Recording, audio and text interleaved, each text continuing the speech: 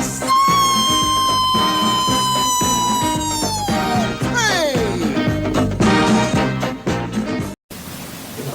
So just from this local version? Yeah, started right here, WBON and Cornelius Soul Train.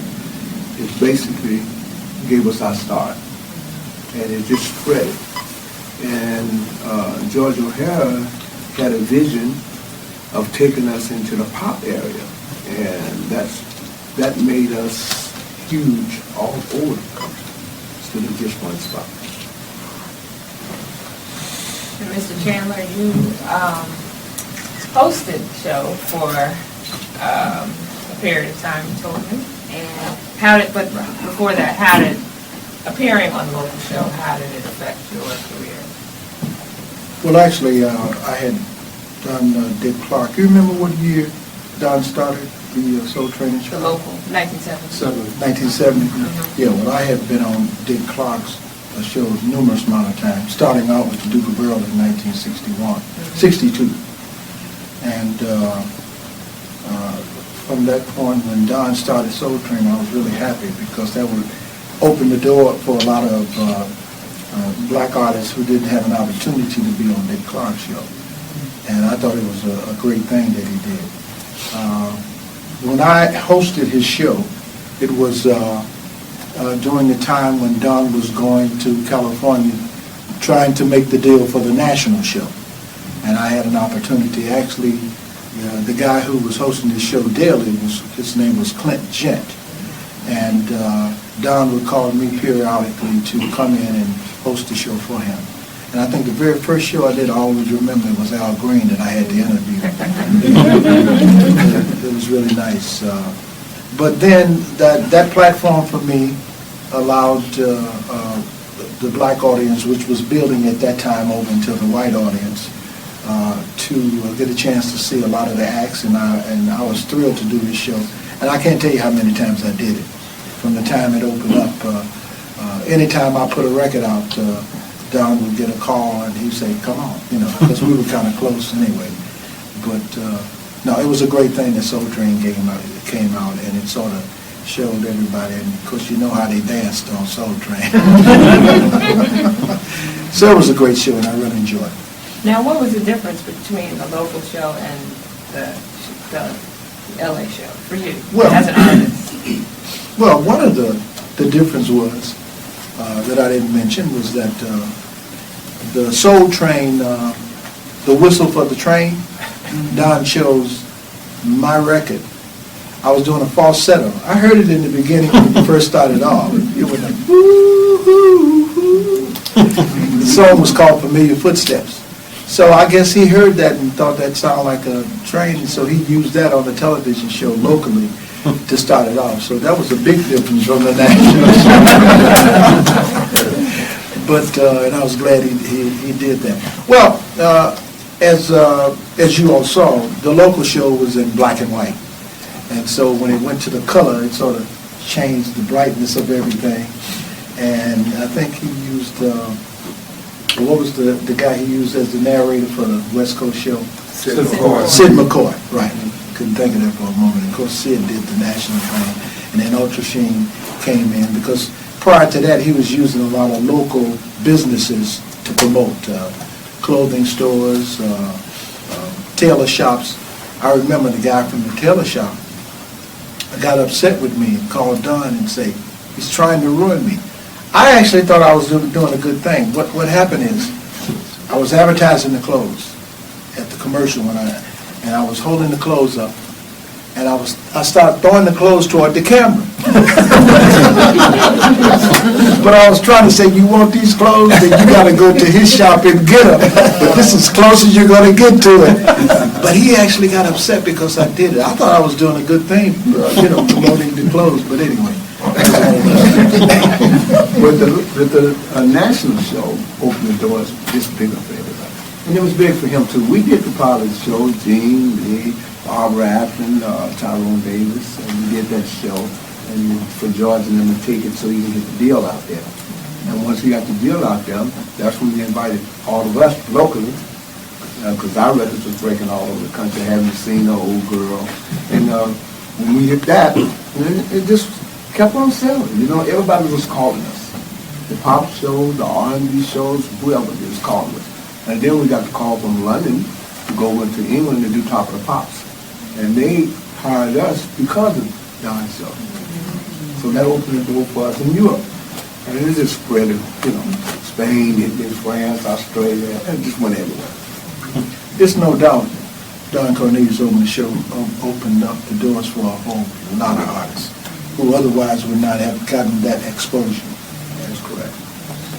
Let me just briefly kind of piggyback off of what George said and what Jerome said. When I first, when the A&R director at VJ Records heard the Duke of Earl and nobody owned it because the company that had the first right of refusal chose the Night Owl record and turned down the Duke. When Gavin Carter heard it, he called Hewitt Abner. Hewitt Abner was in England at that time with Brian Epstein making the deal for the first Beatle records.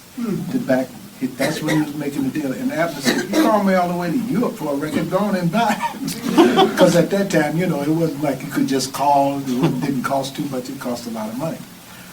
The part about them piggybacking off of every artist would come out. I remember Fats Domino and Little Richard. Pat Boone would always cover their records. And when Pat Boone would come out with the record, his name was at the top, and the other artist was named underneath him, and they were the ones who first brought it out. I remember Jerry Butler. Jerry Butler is the first person who put out Moon River, and it was being played on WLS, and they were really playing it. As soon as Andy Williams came out with it, Jerry's went sort of like in the background, and all you heard was the Andy Williams record.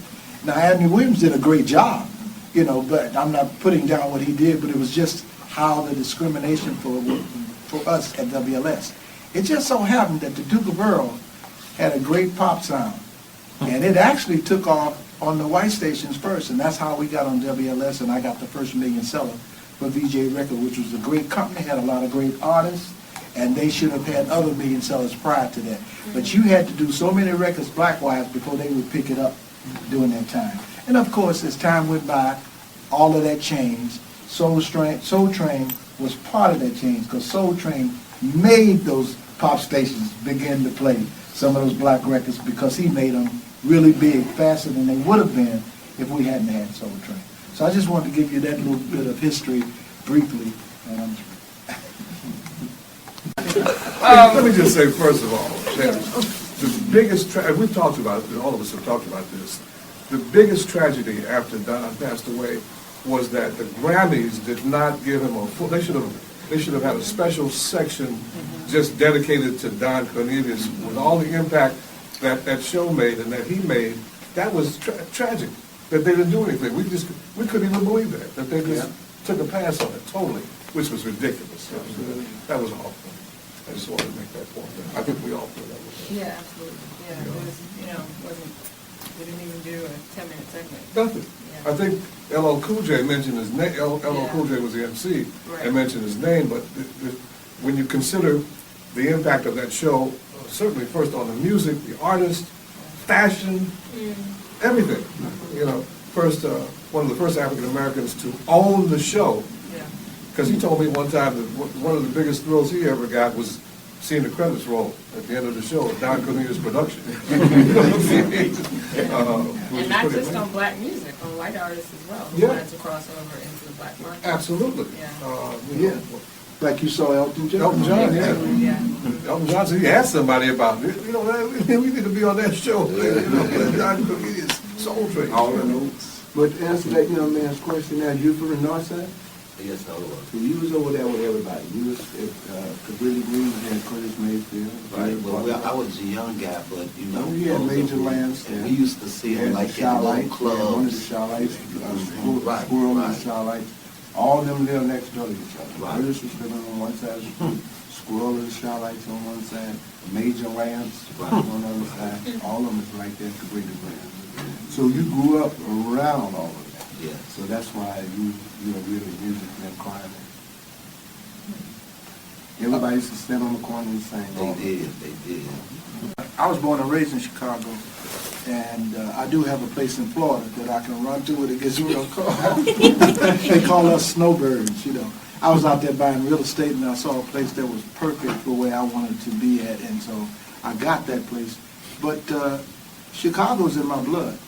And all of these years, I thought about moving different places, L.A., Florida, what have you. But like Don Cornelius, he wanted to always know what's happening in Chicago. Right. So I just stayed here, that's all.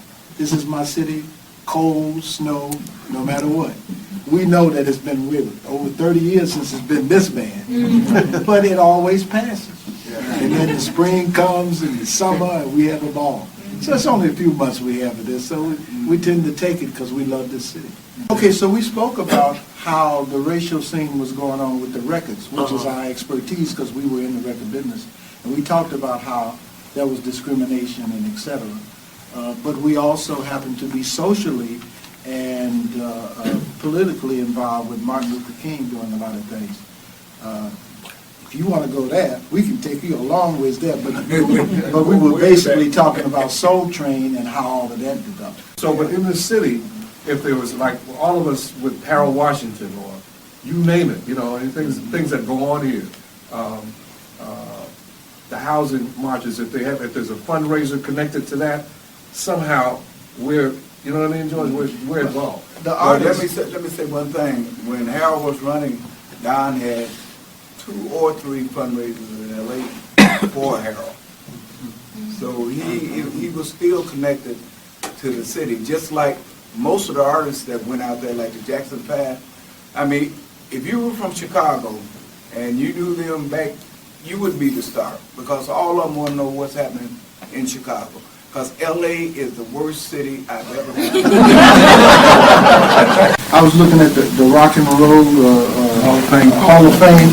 It's in Cleveland. Yeah. Cleveland, I think, the only person I know that really came from that became famous was the O.J. We got Jared Bender, the Impressions, the Dales, the Elder Waters. I mean, it just goes on and on. Just like Motown had all of their artists start there. Quincy Jones started. And Quincy Jones was here. Lou Rawls. You know, so you're right. Start a Kickstarter campaign. You got $2 million? The only one from Cleveland I can think of is Rudy Ray Moore.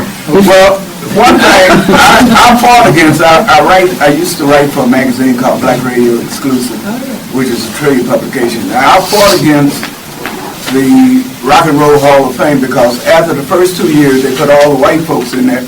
Then they found out they didn't have no more white folks with 4 records. They had made 2 records, they were gone. They made 3 records, they were gone. So they had nobody to put in the museum. They said, let's put Chandler in there. Yeah, we used to let him play at the white places, stay in the white hotels and stuff like that back when he was on the road. We did that to Marshall Thompson. We treated him good. That's BS. You know, you did one-nighters. Get in your car, go to the next town.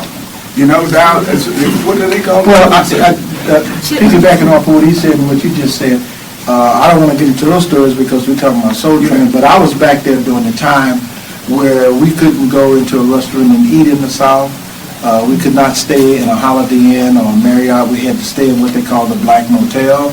And when you go in there was one light in the middle of the room, no telephone, no television, no radio, and when you left out of the room, you had to take your clothes with you.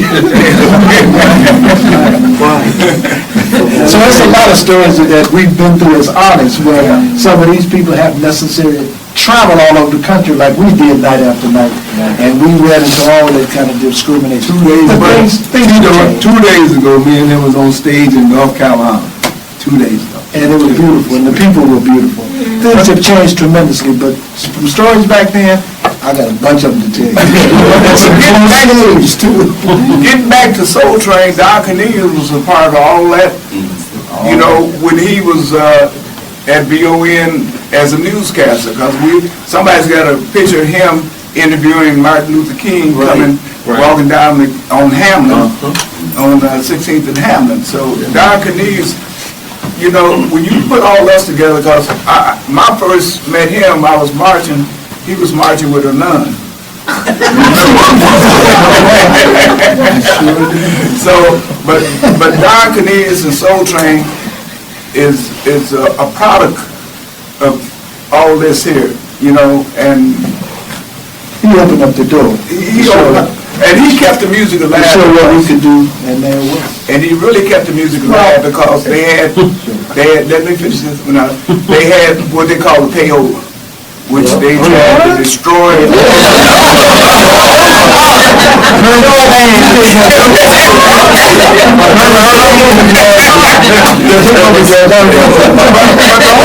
whole thing of that was to put black disc jockeys out of, and radio stations out of business. And Don Cornelius was a big catalyst in keeping the music going and everything else, because he had that show right at the right time.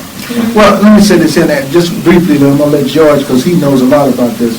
I'm not saying that my friend over here is wrong, but it wasn't payola just going to black jocks. It was payola going to a bunch of white jocks. Okay? And they were getting it bigger than the black jocks was getting it, okay?